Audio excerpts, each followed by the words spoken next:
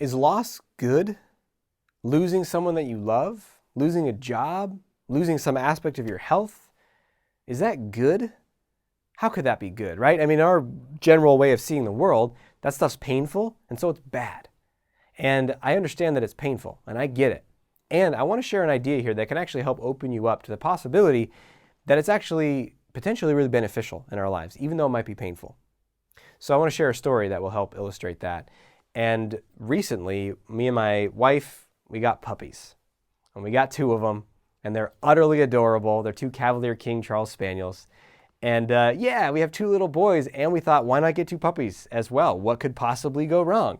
And it was pretty intense to bring 2 little puppies in. We had a 3.5-year-old, Armand, who would just he has no self-control around them. He's like, I want to pick up the puppy. Oh, that's sweet. I want to drop the puppy and throw it. Ah, less sweet. So tons of supervision. Can't cook, can't do whatever. Just got to make sure the puppies are safe. And then, of course, potty training and waking up in the night and all that stuff.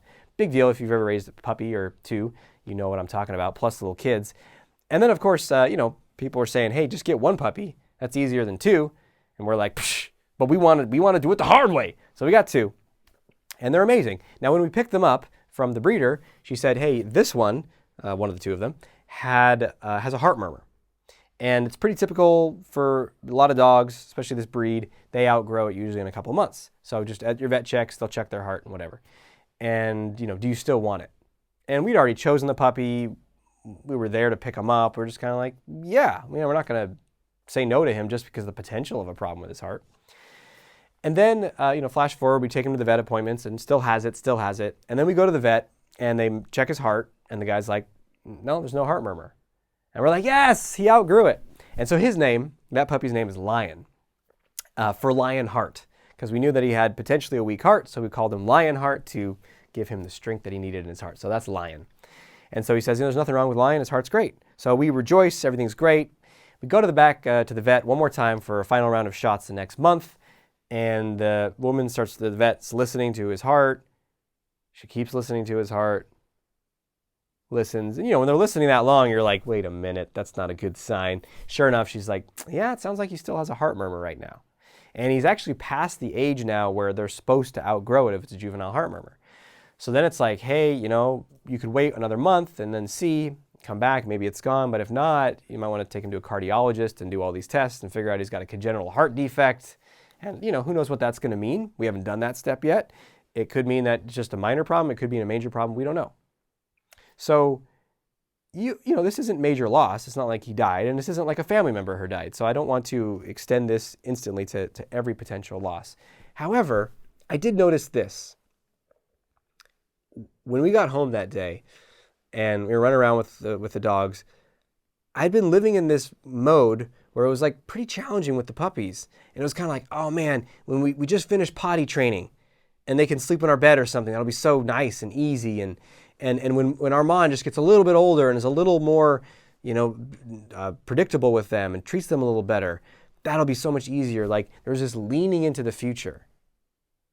And then I was playing with Lion and I was like, wait a minute, what if he does have a serious heart issue? What if he's going to die in a year, right?